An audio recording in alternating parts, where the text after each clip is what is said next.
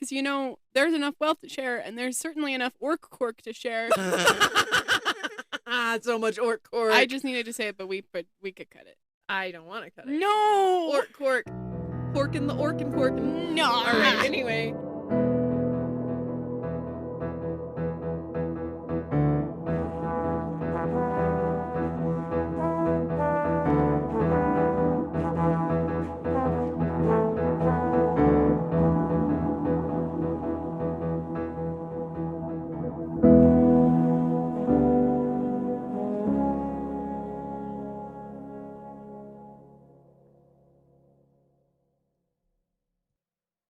Hi, welcome to Page to Stage, Where the books write the script. and we set the scene. I'm Emma. And I'm Maddie. We have been interrogated, nay, put in the spotlight by a news source. It's true. They are hounding us. They will not leave us alone. They are starting to invade my ball pit time. So, why don't you let me just say stuff? Sometimes I want to just say stuff. You do say stuff. And then I put it places. Oh! Okay, all right. Yes, they're really invading our space. And so, as you probably saw if you follow us on Instagram, Which you should. It's true, folks. We have found a new favorite duology of the year. We are casting Phantasma into a loving second place. We are never going to put Blackwell away. We No, love him. He is our favorite book He's our favorite still. book boyfriend, and we will hold him in that place until someone truly comes and takes his place. But the books, these two have overtaken. And we are talking about the Shepherd King duology, One Dark Window and Two Twisted Crowns. It is so good, y'all. It's so good. We are so excited to talk about it. But first, we have a couple announcements. We do. Some things that we want to say. And then we will talk about this beautiful show with the caveat that it probably won't be very funny because these books would make a beautiful play. Yes, and when things are beautiful and emotional, it's hard for them to also be funny. We are hilarious. Oh, yeah. It's like the groundwork of the pod is that we are truly hysterical humans. And I don't know that this one's going to have a lot of that.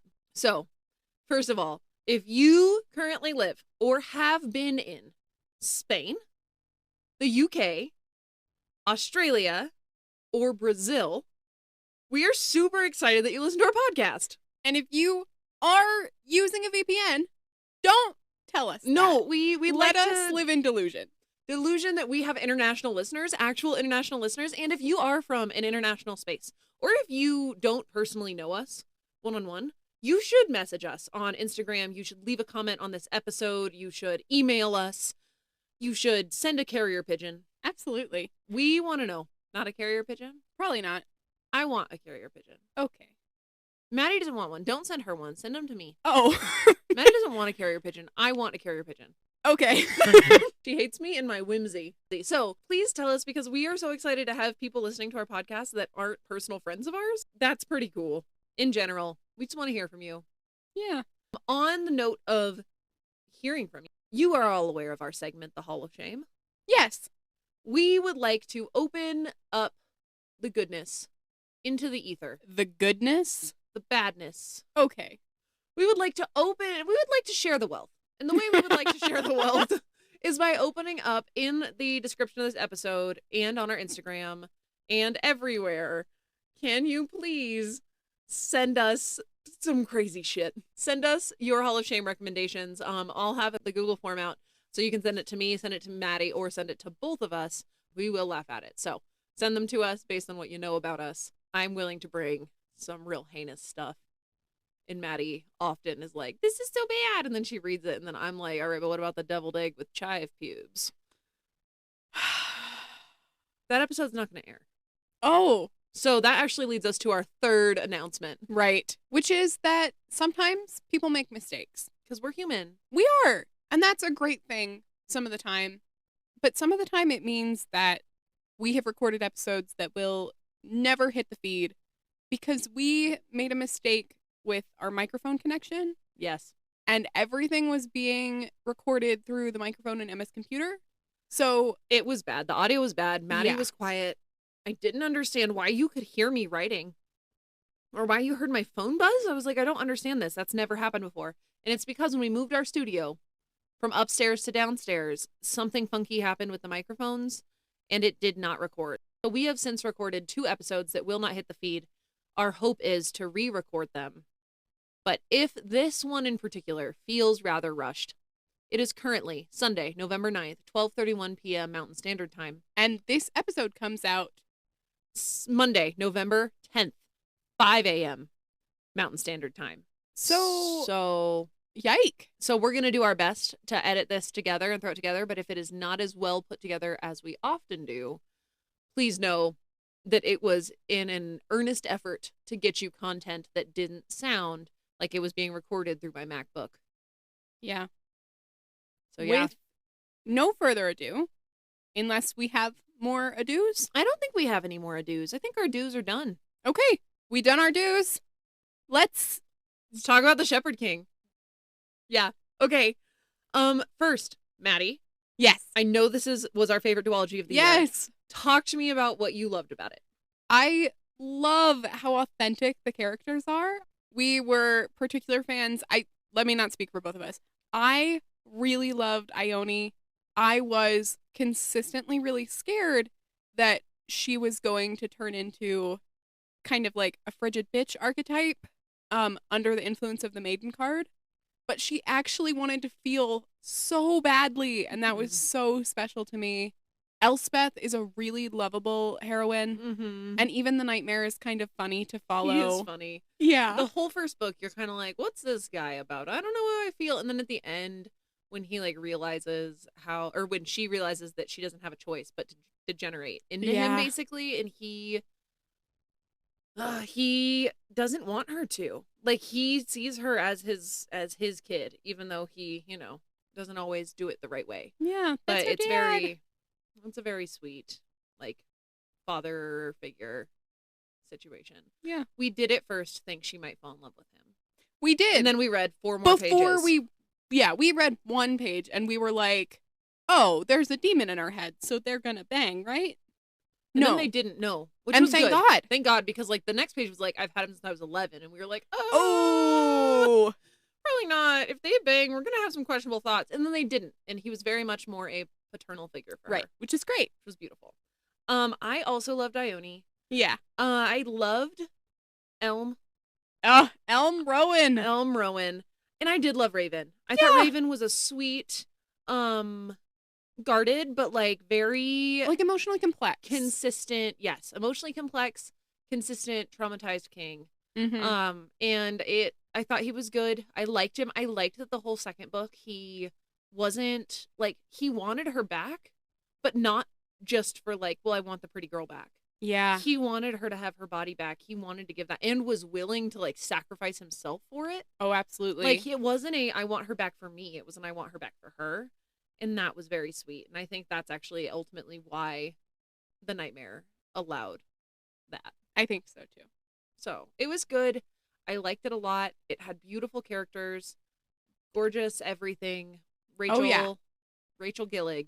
The writing, you guys, is so good. It is almost lyrical, even when it's not these snippets from, like, a children's rhyme book. Yes.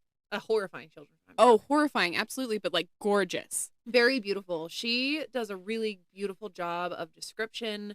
She does a good job of understanding the complexities of of humanity in a way that I think a lot of fantasy writers don't. Right. And I like the romance in this is part of it, but I would not say that it's the main plot driver. No.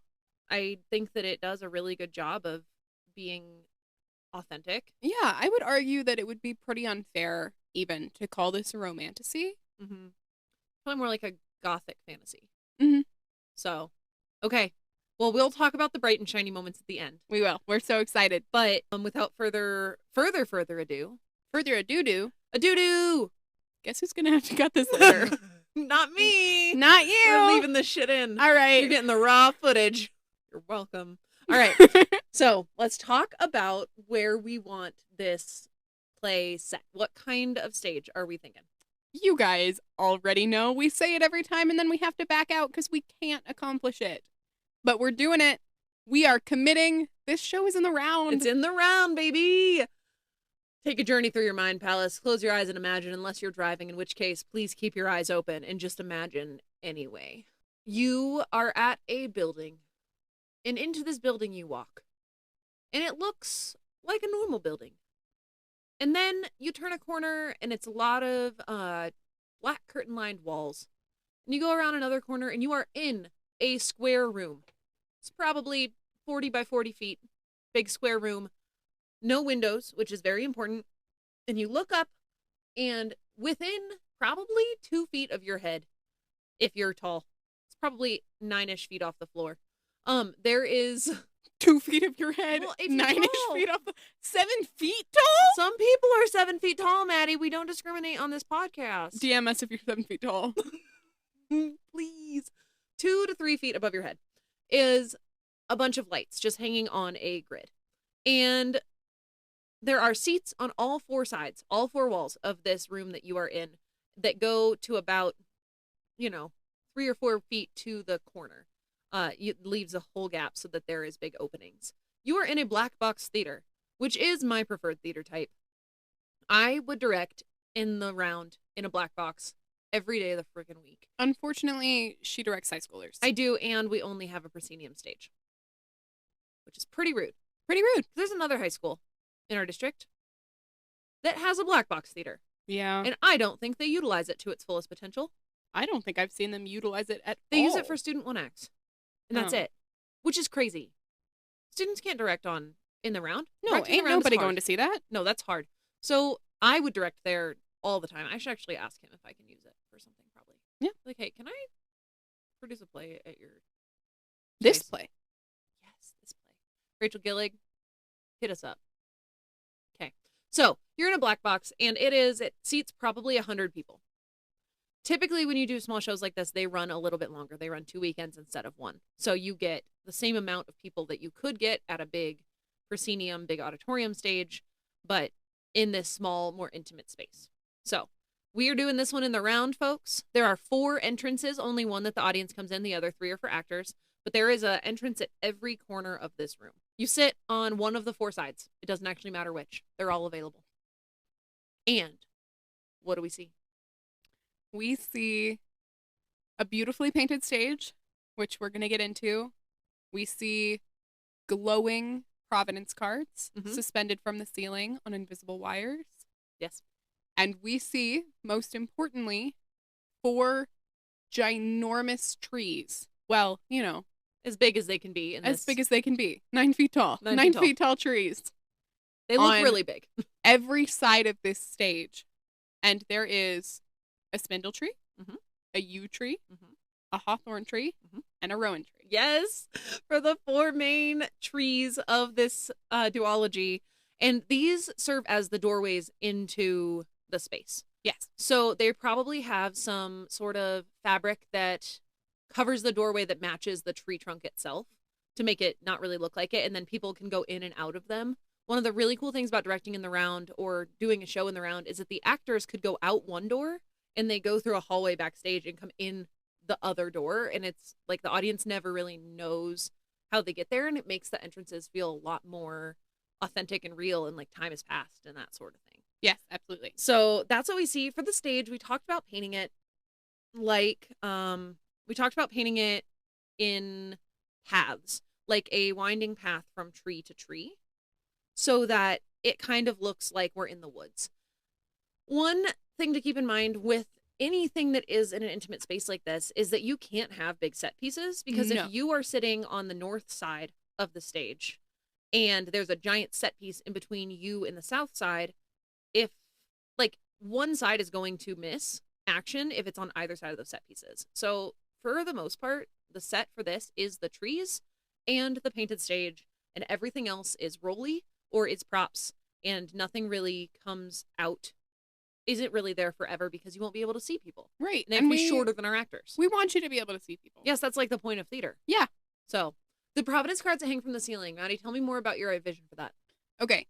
So I have this thought that it would be really difficult for the audience to see cards that the actors were carrying. And it would be kind of a hard props effort to get them to not leave them in their costume pockets. Cough, cough. And so I think that it would be great to have one of each Providence card suspended from the ceiling, glowing in their respective colors, the way the Nightmare sees them. And when they're being utilized, you can see it. That way we don't have to have it in people's pockets and it's not tiny. Yes, they're big. Hey, I was at PetSmart yesterday. And when I was at PetSmart, there were these leashes for dogs that had like these thin stitching on either side that when you pushed a button, they lit up LED so that you could walk your dog at night. And I was thinking, what if we made the cards out of a similar something, like some sort of more gossamer material of some sort that has the drawing on either side, and then we outline it with these LEDs in the respective colors that Elspeth sees, and that can really draw attention to them. And then we don't have to have extra lights to light them. Which would be great, and it's going to save lighting a lot of time. Yes. So we're going to do that. Yes. Also, with the cards, I think that you, audience member, as you walk into the black box, receive a program that has a Providence card on it. Yes. And if you are quite lucky enough, you might be the bearer of tonight's Twin Alders card. Yes, and that would be, it'd just be one per time, and they're going to be really cool. And those Providence cards are the programs, so you open them up and you can read about the cast and the crew and the designers and all of that. But yeah, so that's what you're seeing as you walk in here. Is there anything, that's when you very first walk in. Yeah. When we hit Act 2, because the way that we've structured this is Act 1 is One Dark Window, Act 2 is Two Twisted Crowns. Is there anything that changes between the first act and the second act? Because I have thoughts, and I don't know if you have thoughts. Well, I have thoughts certainly about the trees. You know my thought about the bit that grows out of the yew tree. But I don't know if between acts is the right time or if it should happen we'll talk about it anyway. Mid-act. Okay. One of the things that I want to happen at or during Act 2 is intertwining twisted branches coming out of the kind of the center trunk of the yew tree to represent, we know that the Nightmare surname was Taxus, which is actually just an older name for yew. And I want to represent the audience learning that by having these gnarly branches growing out of the yew tree, and they are intertwined together like the Nightmare and his sister. Yeah. Well, I think what you could do for that is you could have some like fishing line up on the grid that you have on a pulley system that goes somewhere that is attached to it. And so it's like high up on the ceiling so you can't even see it. But then someone backstage is pulling this little by little and it kind of starts to emerge. That's how you do that in a realistic way. Yes, that would be great. It's going to be so cool. I know one of the things that I would like, and I don't know how I want to do this because maybe it should be there the whole time. Okay. But off of the yew tree. Yes. Which I don't think is where the audience enters. I don't think the audience should enter through the yew tree. I think they should enter through the spindle tree. I want there to be like, I know the little girl just sits. Like, Tilly just sits on the branch.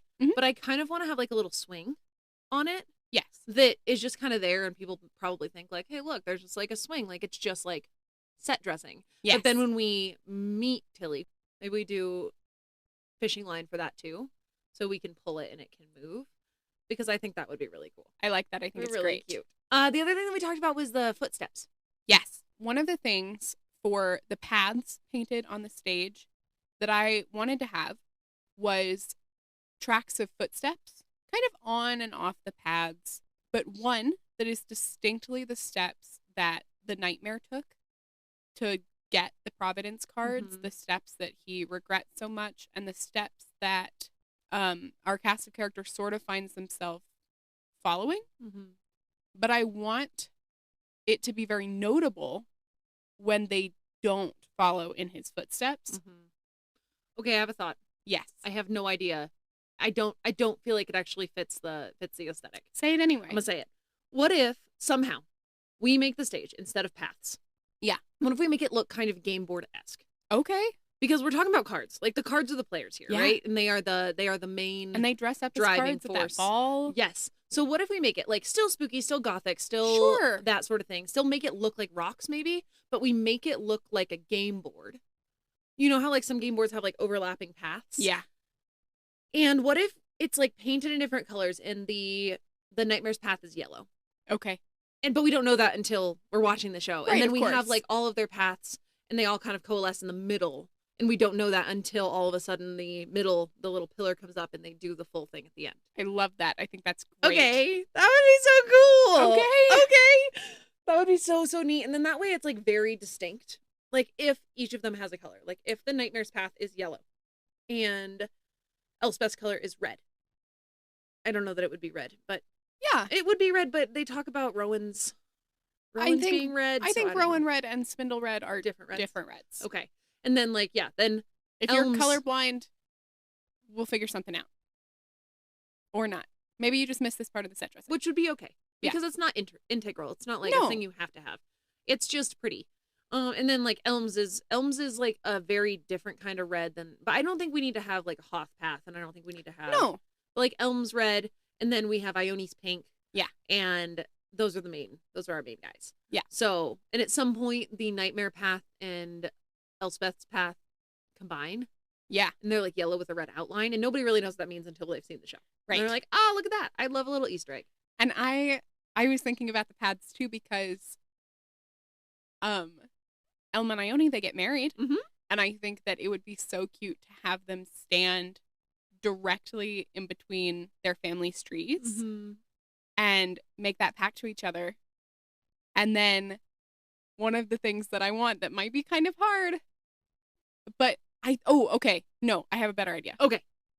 I want them to produce from somewhere an elm sapling Yeah. and plant it in the middle of the stage. a little baby elm, probably in the same place that plinth comes Yeah. out of.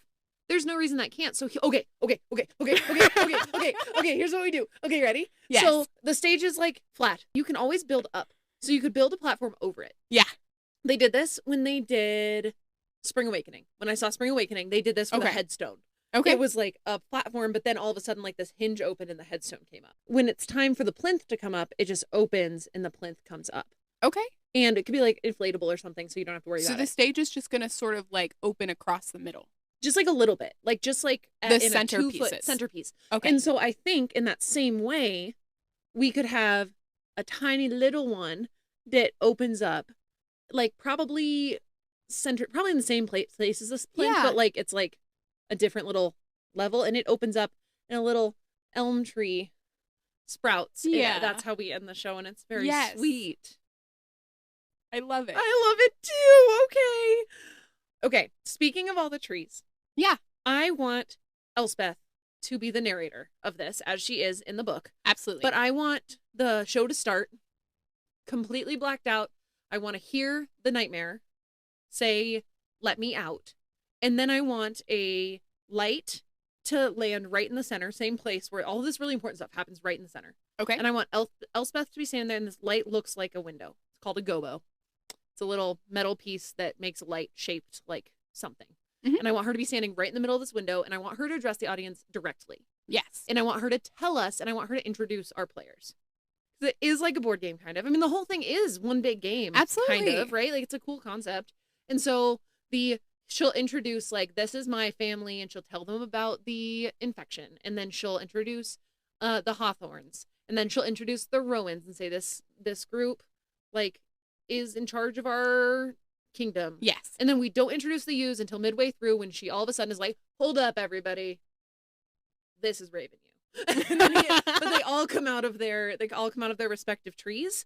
And so it's very like clear that like these are the people, because that's a really cool thing you can do in the round, Yeah. because it's already asking you to suspend your disbelief in such a big way that it's like not a big deal when the person stops and talks to you. These books are inherently, they feel so much like a new fairy tale Mm-hmm.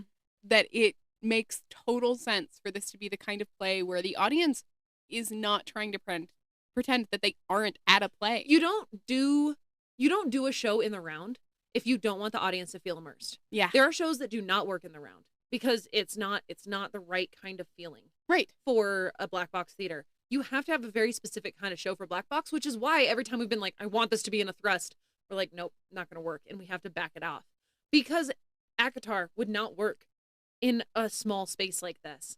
Like Fourth Wing would not work in a small space like this. You know what I saw in a horrible thrust? Oh no, what? Little Shop of Horrors? Ooh. It was not the choice. That doesn't sound fun. No. Doesn't sound good at all. I mean, it was a good show, but right. just some of the staging. You have to be so okay with the audience being within 5 feet of your actors.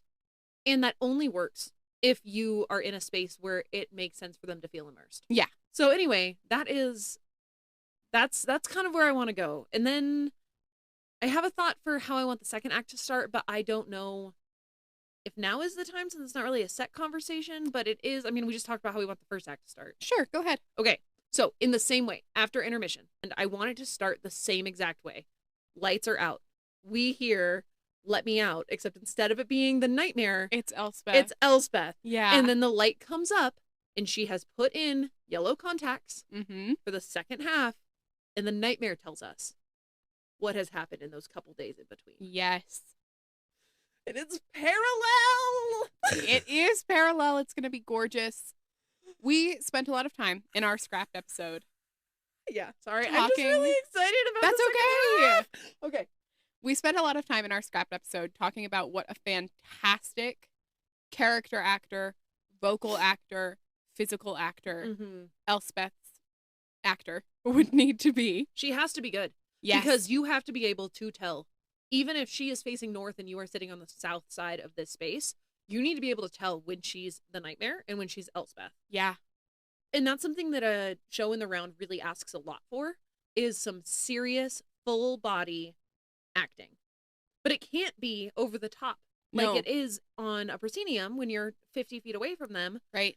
It has to be, you're right there. It has to be authentic and it has to be real, and your emotions have to reach your fingertips, reach your toes, because you sometimes do not have your face to rely on.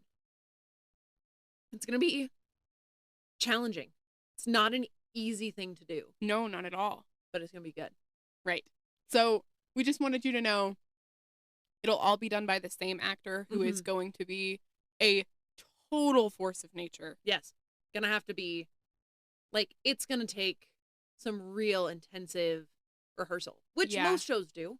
But that actor in particular, like, we have to do full rehearsal days where it's like, okay, show me what it looks like when your fingertips are the nightmare. Show me what it looks like when they're Elspeth. What does it look like when Elspeth is fighting against the nightmare? Like, show me all of that. And we have to really go from the tips of her fingers all the way down to the tips of her toes and have her turn around. And we have to, as a cast, watch her from the back and be like, all right, don't tell us when you're going to shift. And then she shifts and we have to be able to tell. Yes. So. And this is probably a great time to seg. That's how segue should be pronounced. Anyway, to seg into costumes. Yes, it's a great time for costumes. All right. So when we decided that based on the drop waist skirts. Yeah. And the jerkins. And the Emma doesn't like them. I don't, mostly because the first sexy scene, the only sexy scene in One Dark Window, she was like, and I unbuttoned his jerkin. And I was like, I just couldn't unbutton someone's jerkin and then not be like, I'm done. Yeah. All done. Jerkin is a horrible word. It's for anything, like, whatever. It doesn't matter.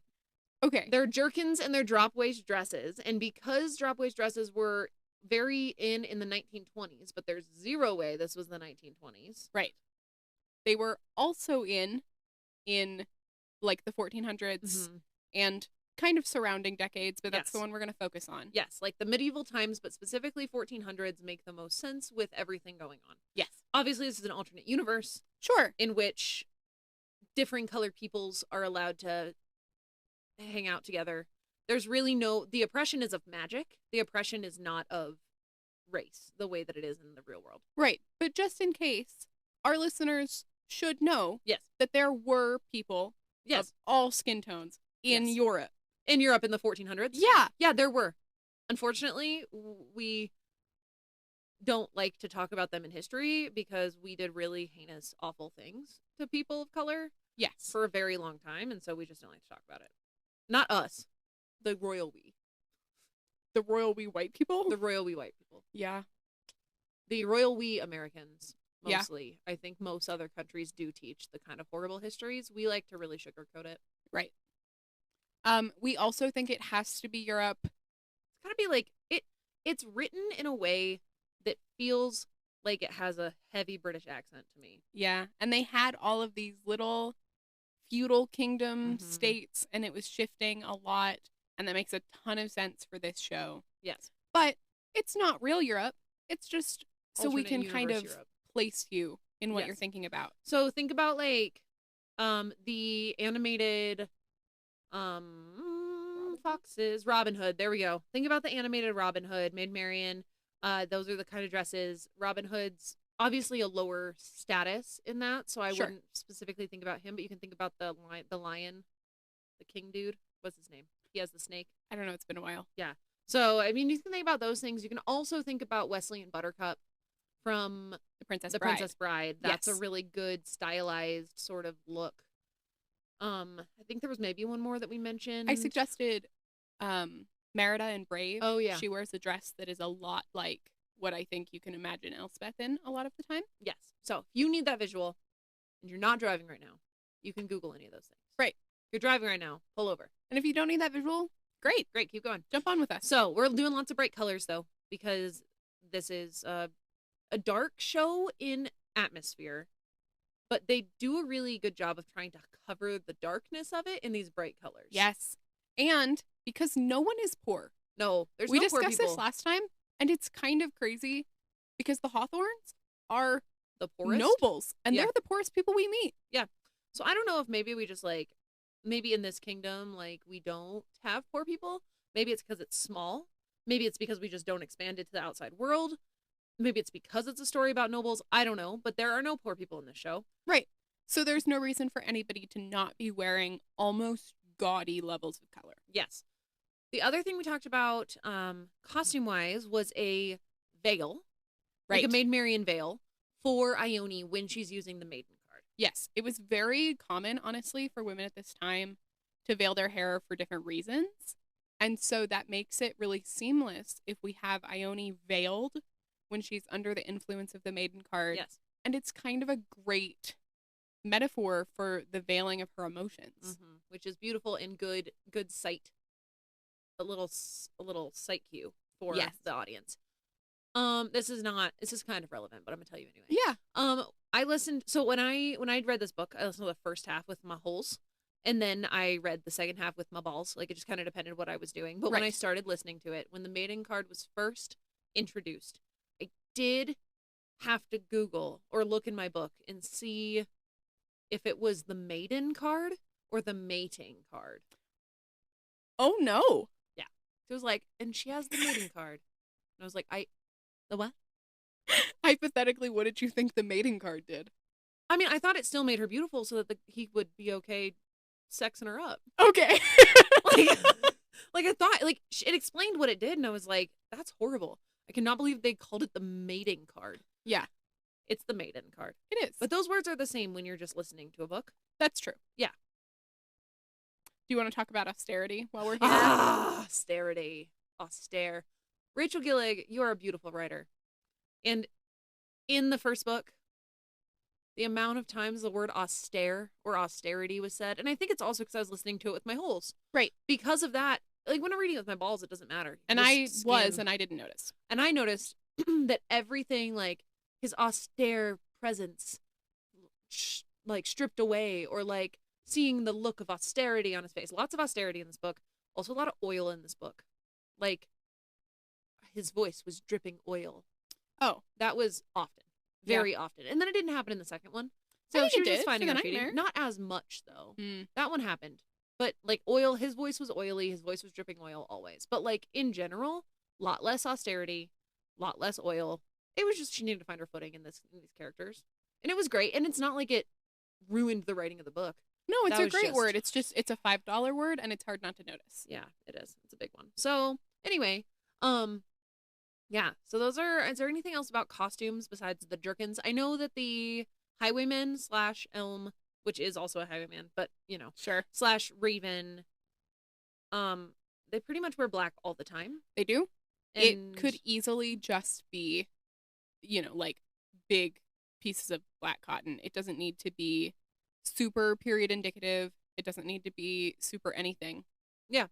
And I think they have to have a jerkin on, but it's black jerkin. Yeah. They're, I think, the only ones that don't really change clothes throughout it is Elm and Raven. Right. Because they just wear black all the time. Right. But we do want this to be the kind of show where instead of having a sort of uniform costume, they change a lot for every event. Because that's important in the books. That they have a different something, because it even mentions like Elm is still wearing black even though he was supposed to dress up for this event. Right. And so we can have different kinds of black. We'll spice it up. It's worth it to let them have different looks. Yes, and I think that we should montage the different balls that happen in the second act, because there's no reason why we need to have so many of them. But just because of timing purposes, I know we want to have so many, but we can't have so many. Right. No, of course not. I think if we montage a couple of them until Elm finds the marriage certificate and realizes that, he doesn't actually need to be doing this. Do you think he wears color to his wedding? Yes, of course he does. I think he wears a pink jerkin. I'm gonna let that sit there. We're just gonna. Yes, he does. Now he does. Now he wears a pink jerkin. Cause Ione. Yeah, but jerkins are leather. But whatever. Skin is pink. Some skin is pink. All right. Anyway, and then I think she wears, her wedding dress. But I think that her wedding dress, because I don't know that the white wedding dress was really big until. No, it was either Queen Victoria or Queen Elizabeth, but and this recent is history. Both of them. Yes. I think she wears a light pink dress with black piping on it. That'd be cute. I mean, not necessarily by color combination, but it's very emotional. It's very cute. But it has to be velvet piping.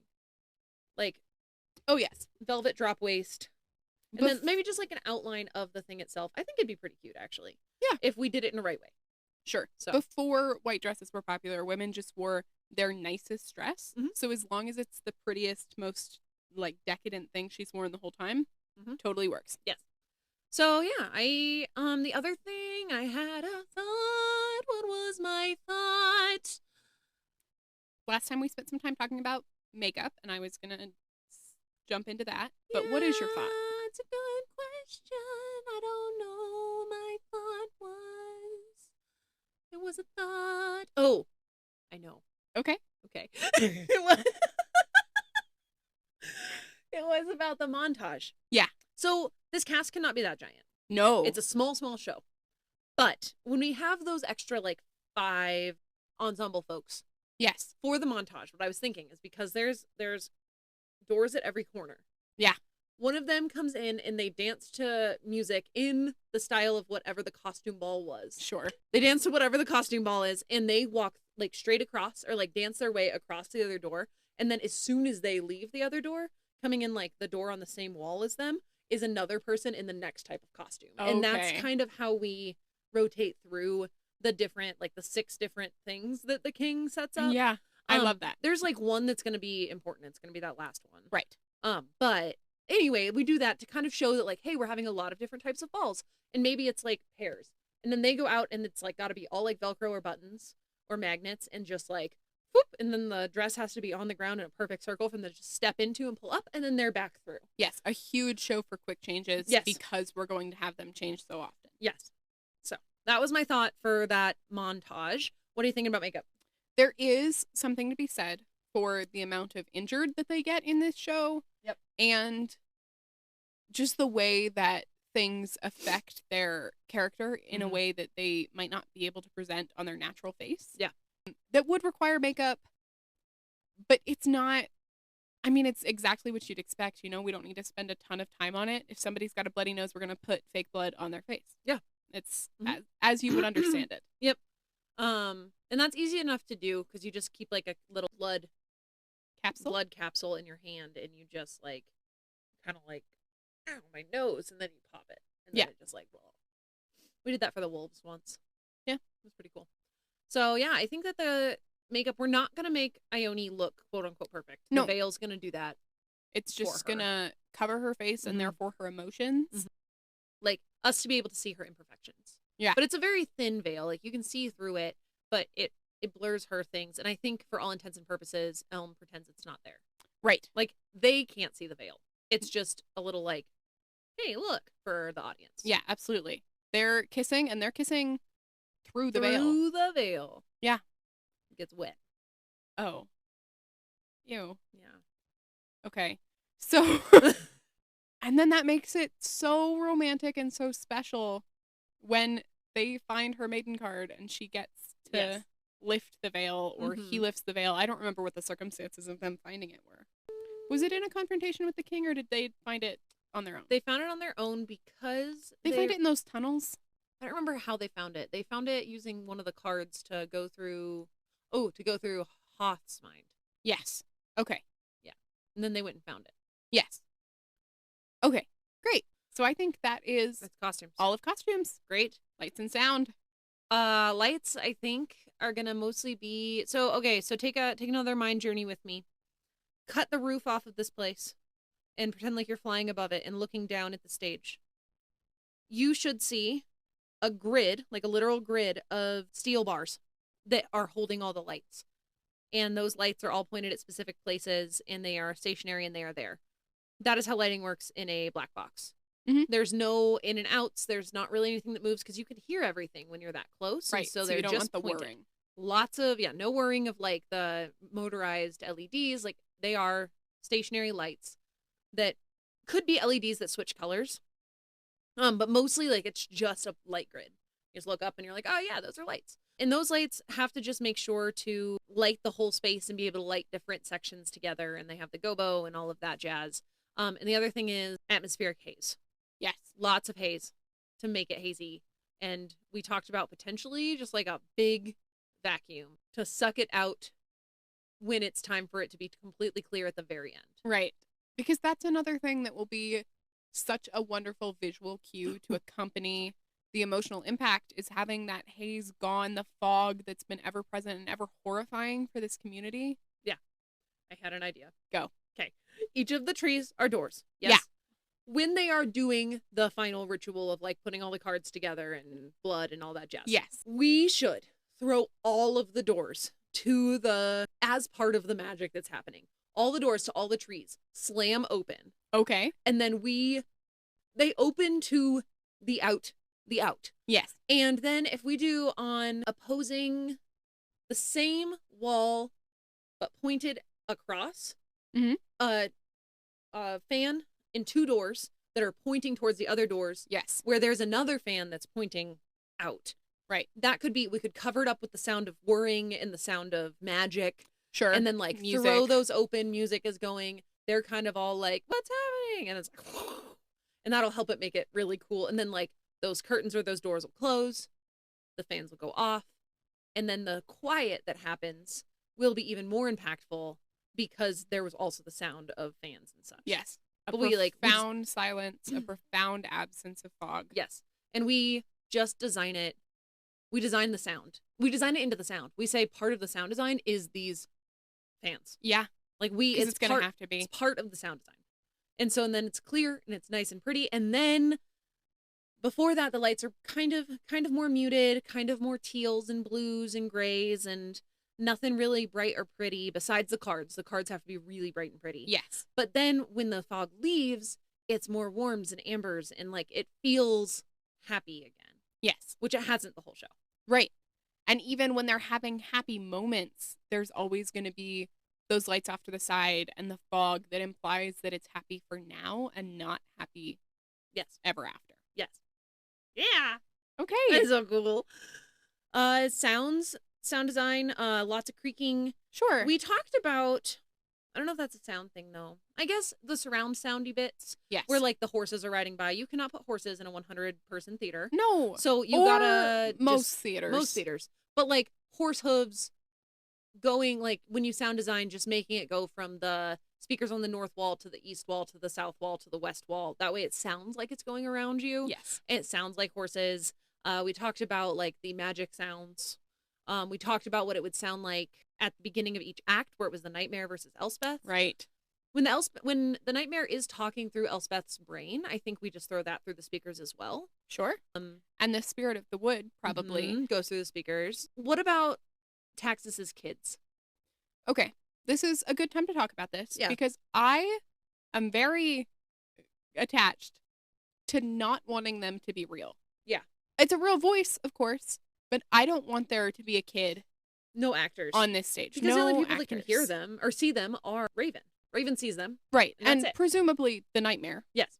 But the rest of us aren't supposed to. Right. The only interaction had with them outside of Elspeth's mind is Raven talking to Tilly. Yes. Which makes me think about, actually, when Elspeth is in her mind and she's on the beach, I think we kind of scrap the beach part. Yeah. And we just set her in the middle in that same gobo. Yes. In the same gobo of the window. Right. And the voices are just running around her. Yes. Like, it's like, come to dinner, like this. And then it's like, that goes out, she's off stage, and we're right back. Like, there's no really explanation for it. No. Until we get his full backstory. Right. When we get his full backstory, are there actors for them? Yes. And those are who the voices because were. I think by necessity, there is also an actor for him. Yes. I think it's more powerful not to have the actor playing Elspeth walk in his place, but to actually have somebody and to have her be a voyeur. Follow him. Yeah. Yeah. Well, and I think that also gives us the doubling that we talked about. Yes. We talked about potentially doubling. And that provides people to be in the ball scenes. Yes. We wanted to double, meaning the same actor plays two roles. Right. We wanted to double Raven as Taxus, right? Didn't we talk about Raven being Taxus? We talked about his oldest son, right? Oh, yes, his oldest son. Raven is his oldest son. That's probably the wrong choice. Because I think that he does need to be Taxus. Yeah. Raven is Taxus. We put him in a different set of clothing. And Jesper as his sister, Jesper Iris. as his sister. Yeah, but I think we double that, and then we double Elm as the original Rowan. I think it should be Hoth. Hoth should be the original Rowan? Because... Yes, because he betrays him. Right. Yeah. And although the original Rowan was kind of valid, I think that the way the nightmare talks about Elm starting a fresh line means that it can't be the same guy. Can't be the same guy. So Hoth should be that one. Sure. Or the king. It doesn't actually matter. Yeah, probably Hoth because they're both young. Yeah. Yeah, so there's a lot of doubling that happens here. It's kind of pretty. It's very symbolic. There's no point where they're all on stage at the certainly same be time. Tilly. Yes. Ione should be Tilly. It's a lot of it going on. Yeah. There's just going to be very cool. And that's like only one scene where we fully get the nightmare's backstory. I don't think we should break it up the way that in the book. I think it should be like one. All at once, like halfway through the second act. Yep. And then they get back into their clothes.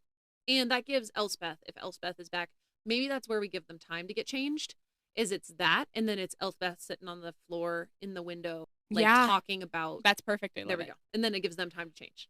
One other thing I want to do with the doubling is I think that Jesper, as a character, I was always kind of upset that she didn't get more development. And then we found out all the stuff in Two Twisted Crowns, and you realize that it's because she is a very symbolic character. When she leads them through the woods, I don't know how to do it.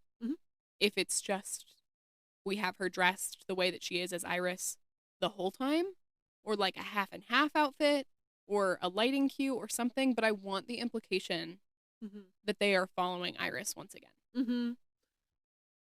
I have a thought for that. Yeah. So if she, as soon as she gets like possessed by a spirit of the wood, and they go out through one of the trees, on their way, she unbuttons the colorful part that she was wearing. Yeah. They all come out another tree, and she's in like the all white. Okay. Or like the all gray or light blue or something. Yes.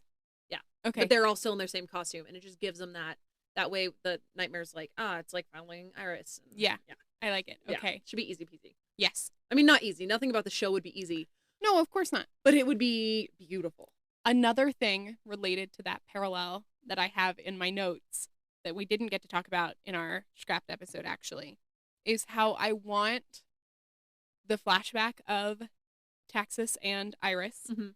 and real-time Jesper and Raven to be not particularly tactile, but when they're near each other, like linked hands, maybe linked pinkies, or like linked arms, like an Mhm. escort, because they are supposed to be intertwined. Yeah.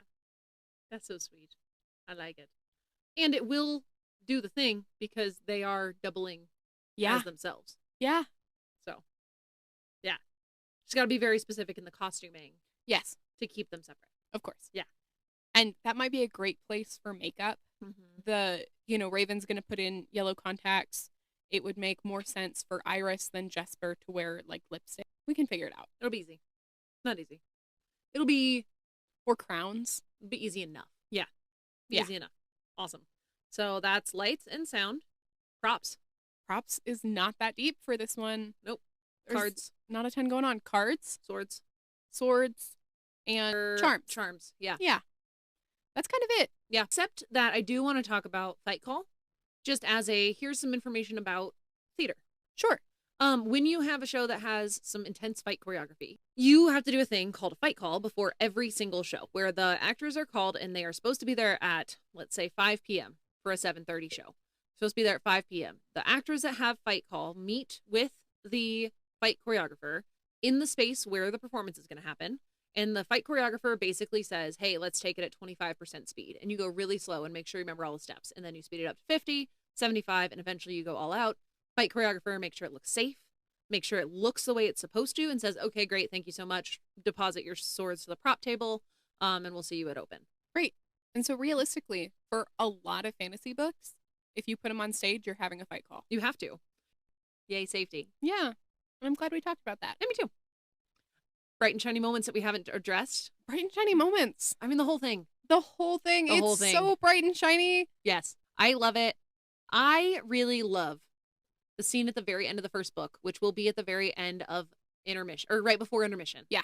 When Elspeth's uncle tricks her into going up and seeing Hoth and that scary guy with the claw.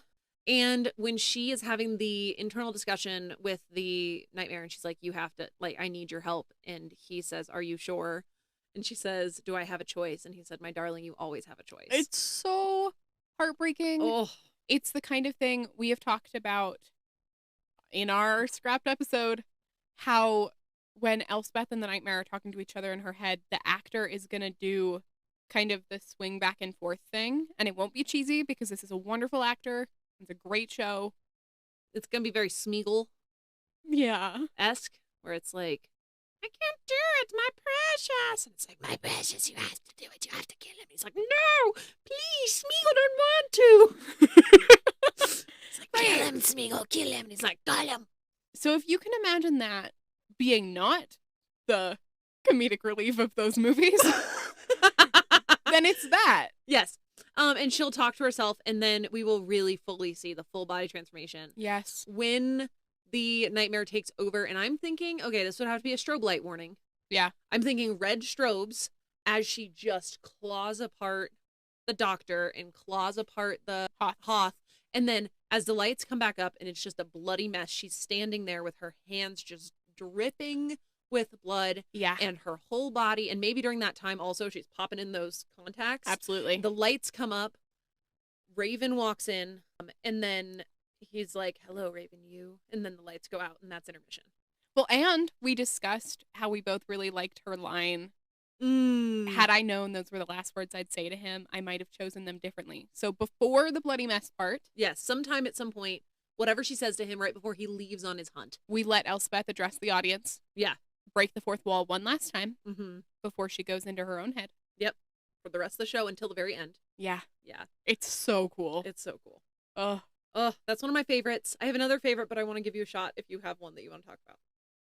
I want to talk about the happy ending. You I guys, also want to talk about I'm the a happy sucker. ending. One of my favorite parts of the happy ending is when Raven taps the mirror card and he comes back out of that and he goes, they're here. Because it's the whole Taxus family. Yeah, and they is there for Ione and Elm's wedding. Yeah. I really love that. Uh-huh. That's really sweet. Yeah. Yeah, that's so sweet. And I don't know. I want this to be the introduction to that segment that we're going to start releasing on our Instagram where we tell you how many kids we think married couples had. Yeah. That is a thing we're going to start doing. We need to get our artist on that. Oh yeah. Our tiny feral raccoon is drawing fan art for us.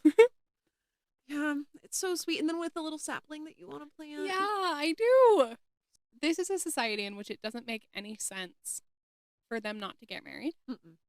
And I think that these seem like characters who would. Mhm. And so I think that at Elma and Ione's wedding, it has to be obvious that Raven and Elspeth either already got married Mhm. or are gonna. But anyway, is there anything else about this beautiful duology that you Oh want my to talk god, about? there's probably 1,012 things, but Yeah. I can't think of them. Rachel, hit us up. We would love to help you put on this show We would for love real. to. If you want to write a script, we would love to produce this with you and to direct it and make it so pretty and good, and it would be so good, and I would love it so much. You should reach out to us. We did message you on Instagram at Page Stage Pod. Check us out. Please, Rachel. We discussed last time how reading books and knowing that that world isn't real hurts real bad. I'm Why? sure all of you know how bad it hurts. Reading books and then making them into a play that brings them as close into your reality as they're going to get, and then realizing that you're never going to get to do that hurts so bad, It you hurts guys. so bad. That's the whole premise of this podcast is like, well, what if we got to live in this world for 2 hours while we Yeah. watched a show? And you never get closer to touching it and being a Mm-mm. part of it than live Then theater. live theater. You're there. Movies and TV shows, they're great sometimes, but it's not the They same. don't do it. Thank you, Rachel Gillig, for this beautiful duology. We're We- really excited to read your next one. Love it so much. We do. That's been The Shepherd The King. Shepherd King, a 2-act production in the round. Okay, Here comes a segment. here comes a segment. Let's get weird. It is Hall of Shame. Hall of Shame, everybody. Once again, because I feel like I should throw this disclaimer in, like every other episode, we do not think the people who wrote these works should be ashamed. It's just a catchy title. It is a catchy title, Um, and the people who like these books should also not be ashamed. No, read what We- makes you happy. Yes, life's too short to read books you don't like. These are just books that we found that we personally would not probably be into. Mostly because we pick ones where the description is Crazy. so buck wild. We have not Yeah. read these books. They could be wonderful. They could be so good. And most of the time we pick ones that are a no plot, just smut, Right. which is not our vibe. But it is some people's vibe, and that's okay. Sometimes Yeah. you need a no plot, just smut. Exactly. But if you're our moms, you should probably stop listening at this point in the Please. episodes. I am sorry you had to hear about the milking farm Yeah, and the reverse harem peeps. it's but comedic value, but it's just like, just if you're our parents, go away. stop listening right now. Okay. What I brought you today. It's called reptile dysfunction. No!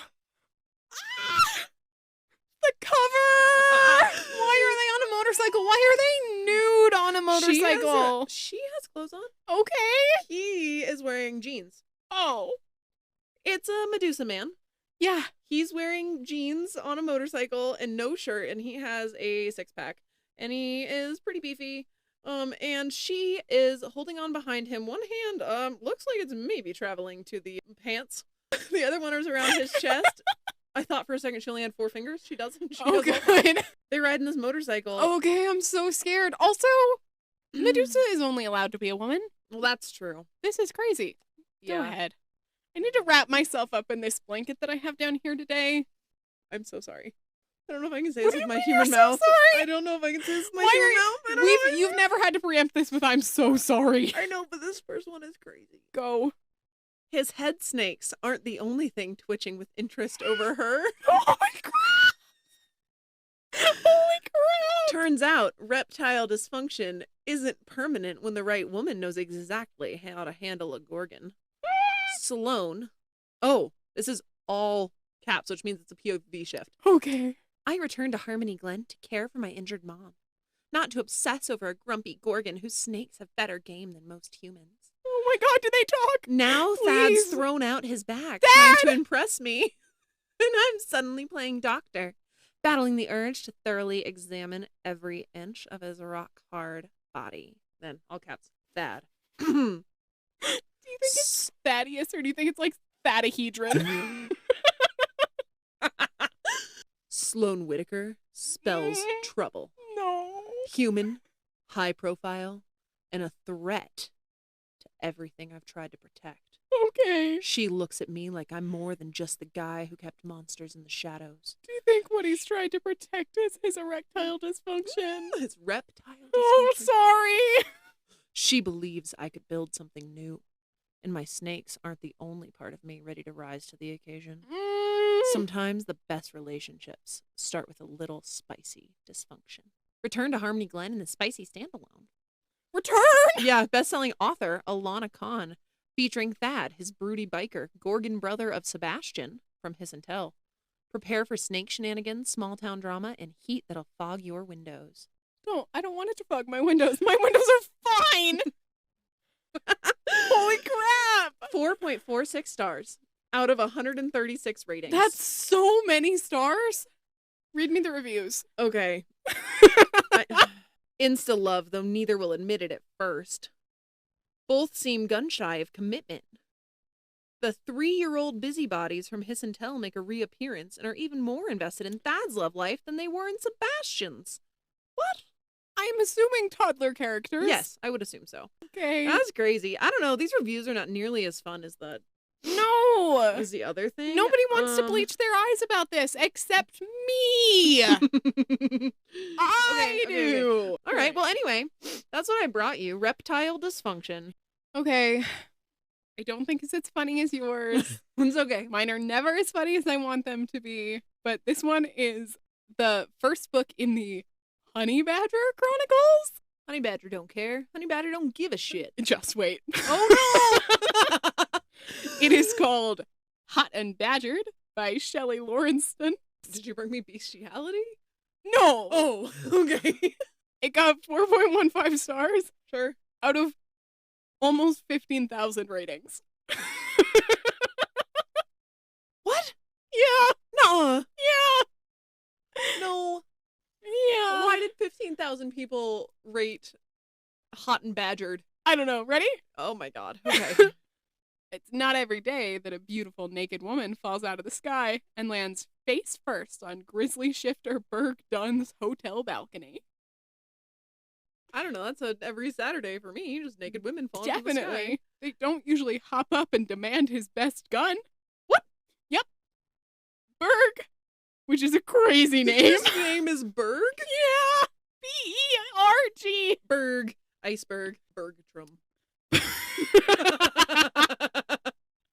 Berg gives the lady a grizzly-sized t-shirt and his cell phone, too, just for style points. And then she's gone, taking his XXXL heart with her. What is a grizzly shifter? You're Like a grizzly bear? Yeah. Like he shifts into a grizzly Yep. bear. By the time he figures out she's a honey badger shifter, it's too late. No. Yeah. Ready? No. Okay. Charlie Taylor McKilligan. What? Is that her name? Yeah. Charlie Taylor McKilligan? Yeah. What? What? Is just pissed that her useless father is trying to get them all killed. Again. What? Charlie Taylor Killigan. And won't even tell her how. What? Of course not. What do you mean? He's not about to let some pesky giant grizzly protection specialist with a network of every shifter in Manhattan get in Shifters take Manhattan. Get in her way. Wait, he's trying to help? Why would he want to do that? He's cute enough that she might just tag along. That is, if he can keep up. Wow. Yeah, right? So, 15,000 reviews? yeah. Well, almost. Wow. 7,000 people gave this 5 stars. That's crazy. Yeah. So here's the thing. One of the reviews, it's 3 stars. Okay. It says, I'm going to admit something. I thought this was a porny honey badger book when I got it.